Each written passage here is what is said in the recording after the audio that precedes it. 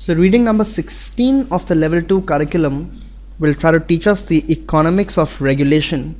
That is, why do some industries need to be regulated? What are the benefits and what are the various ways of regulating industries? Broadly speaking, regulations can be classified as statutes from legislative bodies, from the parliament or the lawmaking body or the country. They can be administrative regulations coming from various government agencies that have the responsibility of managing certain operations, or they can be findings of the court, or regulations can come because the Supreme Court or the court decides something has to be done in a particular manner. So these are the various ways in which regulations can be bestowed upon the industry. Regulators can be of various types.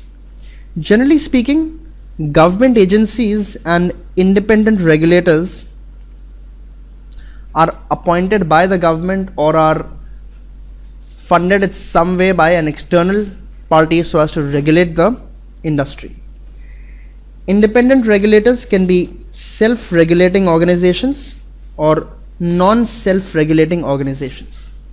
Self-regulating organizations have the dual responsibility of regulating the industry as well as representing the interests of the industry to the authorities.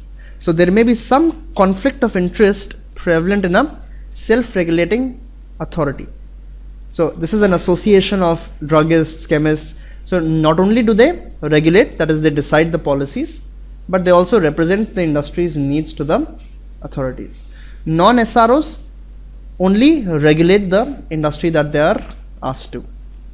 Government agencies, there are various regulatory agencies exist for regulating insurance companies, pensions, stock market, Securities and Exchange Commission, SEBI, so on and so forth. Outside bodies can also play a part in the regulation, that is, they may not have authoritative control or they may not be able to pass regulation, but they are referred to for advice and their guidelines, whatever prescribed, are generally followed by the industry. So various countries generally will have accounting authorities like the ICAI in India, which will be outside bodies. They do not regulate the industry per se, but they give out principles or they declare principles from time to time which the industry generally adopts. We'll study as to why regulation is needed and how exactly is it executed.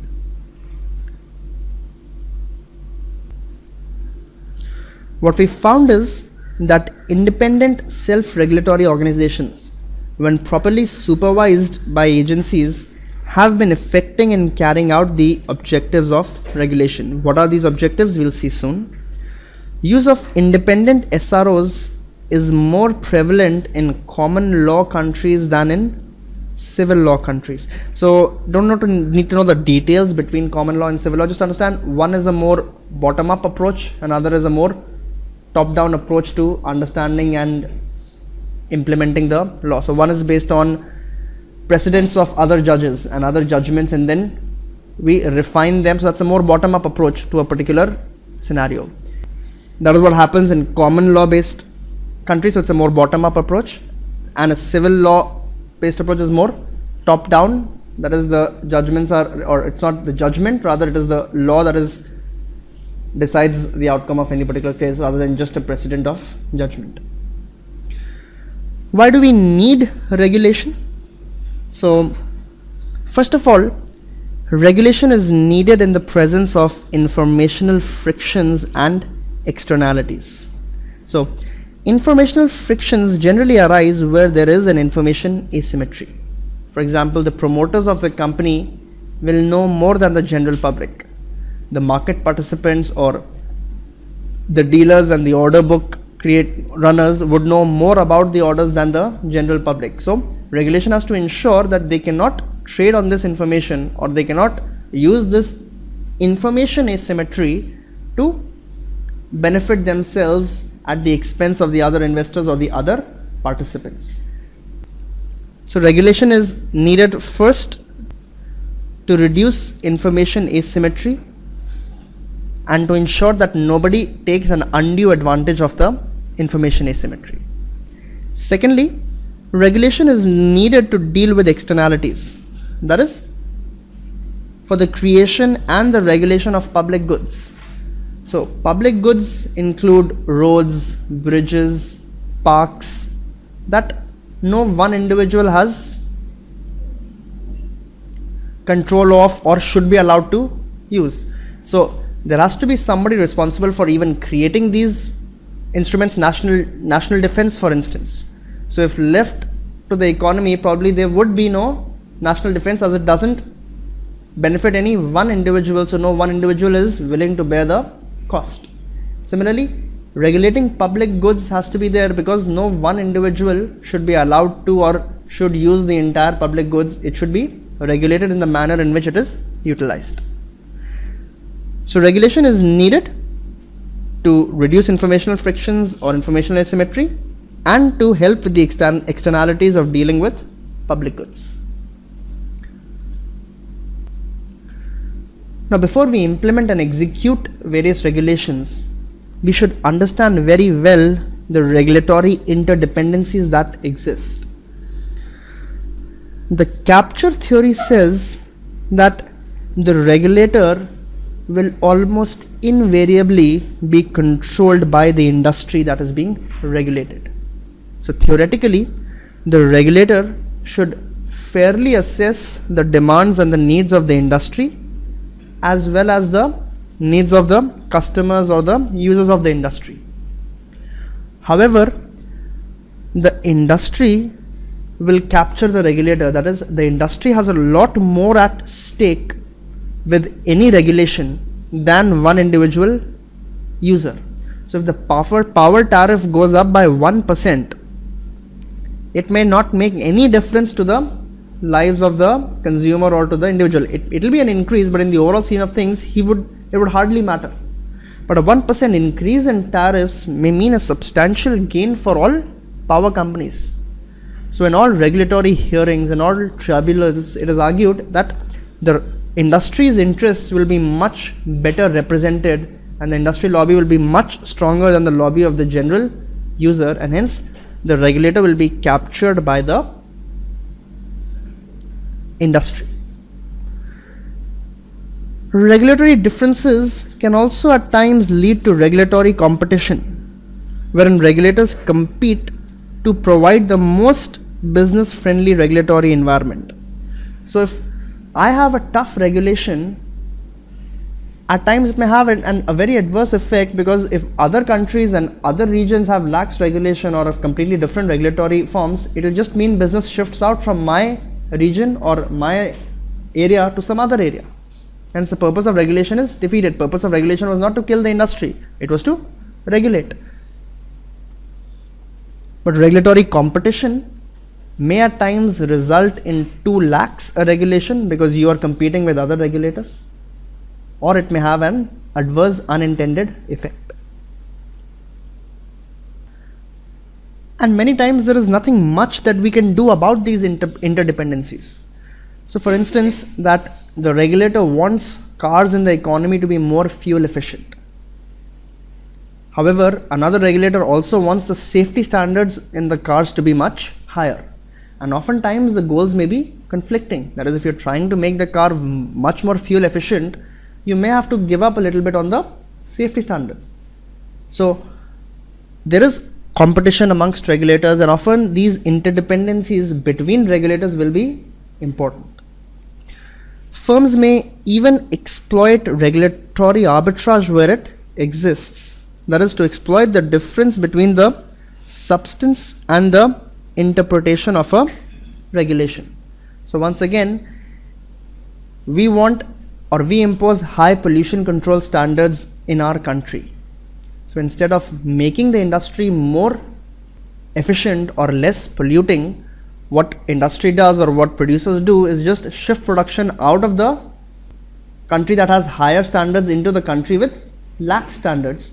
So in a way, exploiting on regulatory arbitrage. That is, even though everything else in the two countries may have been similar from a developmental perspective or a production perspective, but because of this regulation, the other area or the other country provides better opportunities. So what are the tools that regulators have to regulate an industry? They can tweak the price, set maximum price, set a minimum price, depending on what their view is, depending on whether the regulator feels there is collusion happening amongst the industry or any such problem. It may also put a restriction on certain activities, or it may require the industry to do certain activities. So if you're cutting a tree, you have to plant 3 trees somewhere else. So you may be required to do something. You may be prohibited from mining in a forest area, or you may be prohibited from mining in a heritage site, etc. So regulators may restrict or require certain activities, and the regulators generally will provide for public goods and help in the financing of private objectives depending on what they think is the need for that particular project or for that particular good in the economy today. So if a public good is needed and doesn't exist, then the regulator may make provisions to create that public good, or it may help a private party create that public good. A lot of times more than one mechanism will be used to regulate the industry. So you will use pricing controls also, we'll use restrictions and requirements also together. So regulations exist across countries. Regulations covering commerce include company law, tax law, competition law, bankruptcy law, dispute resolution systems. So governments may facilitate commerce, or at times may even hinder commerce by all the regulations that they bring in from time to time. So for companies law, the government may mandate that the minimum capital required for establishment of any partnership firm or any firm in the country has to be so much. They have to provide so much in reserves, or so much capital, so much employee protection, so on and so forth. It may help the industry at times, it may be detrimental to the industry at times. Financial market regulations generally seeks to protect the interests of the small investor and tries to ensure the stability of the financial system. So it tries to ensure that there is no information asymmetry, or nobody trades on insider information, so on and so forth.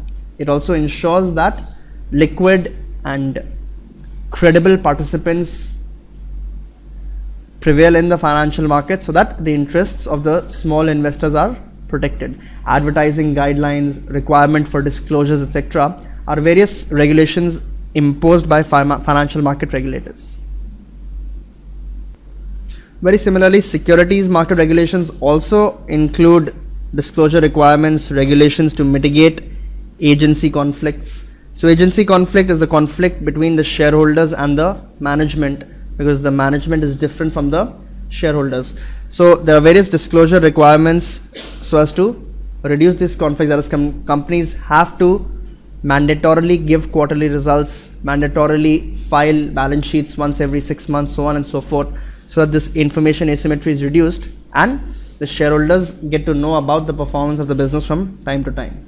Various other regulations exist to protect the interests of the small investors. Prudential supervision is the regulation and monitoring of financial institutions to reduce system-wide risks and to protect investors. So the central bank, as we studied, is the regulator of the payment system and the regulator of financial institutions. So it gives out minimum reserve requirements. It tells the minimum capital adequacy ratio, that is the minimum equity that any bank should have at any points in its books. Again, so as to protect investors, and now more so to help reduce any risk of systemic failure or any bank failure. Across worlds, there is also a lot of antitrust regulation.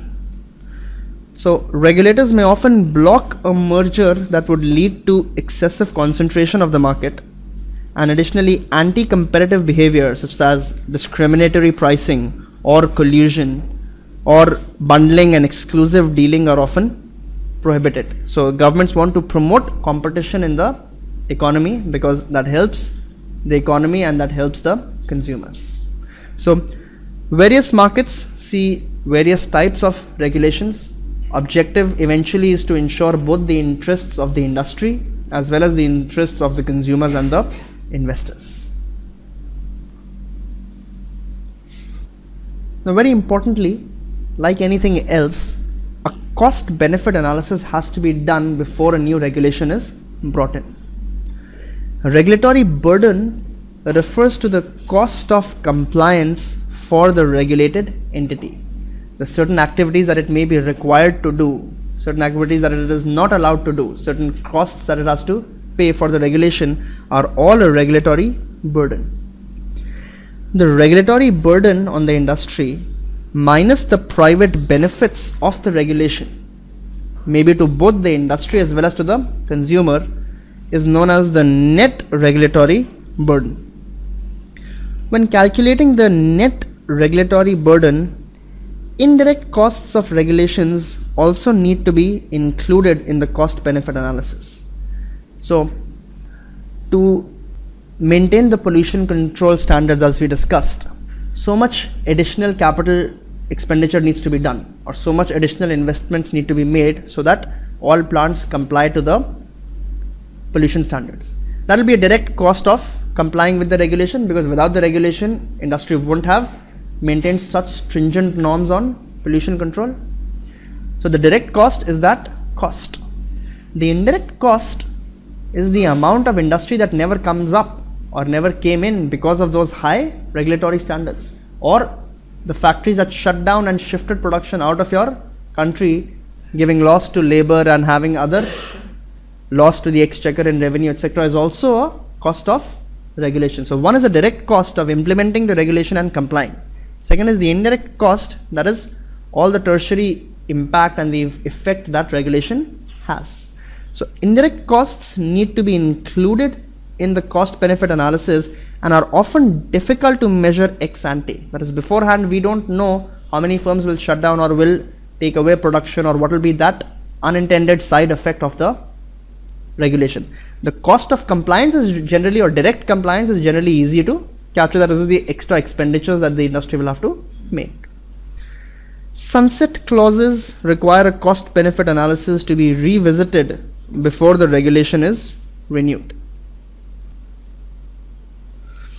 So a lot of times, to promote certain industries or to promote certain activities, the government gives regulatory benefits or regulatory incentives to certain industries. However, those industries are generally, or those incentives are generally meant for a few years or for a particular period in time until that industry becomes developed. After that, those incentives are withdrawn. Now, often there are sunset clauses, that is, before withdrawing the benefit that we have given to a particular industry, we will again review the state of the industry and then decide whether we want to extend the benefits for another year or for some other period. Often because of political motivations and other motivations, these sunset clauses keep getting extended. That is, you do not withdraw the benefits because then you're just seen in bad light. So these are also additional costs of regulation that need to be considered when analyzing whether to go ahead with the regulation or not, or what will be the impact of the regulation. Now finally, as financial analysts, we must understand that the regulatory environment in which a company operates or in which an industry operates can have very material impact on the earnings and the profitability and the projections. So as analysts on a particular country or a particular industry, we not only have to understand the balance sheets and the financials, we also have to understand the regulatory environment and what changes in regulation would mean for a particular company at any point in time. So regulations can have material impacts. Certain industries will have higher exposure to certain types of regulations and other industries will have higher exposures to other types of regulations. So mining regulations will impact the cement industry, the steel industry, or industries dependent on mining more than other industries. A price control on or power tariffs, etc., will impact power companies more than other companies. So regulations will have different impacts to different industries and to different companies within the industry also. So as a financial analyst, you must assess this impact well and include that risk in your overall analysis and predictions. So analysts should review the impact of current and proposed regulations. Regulations can have a large impact on valuations for a particular company or industry. So that was about a quick review on what generally the thinking is when you start to regulate or behind any regulation. Thanks a lot, and see you next time.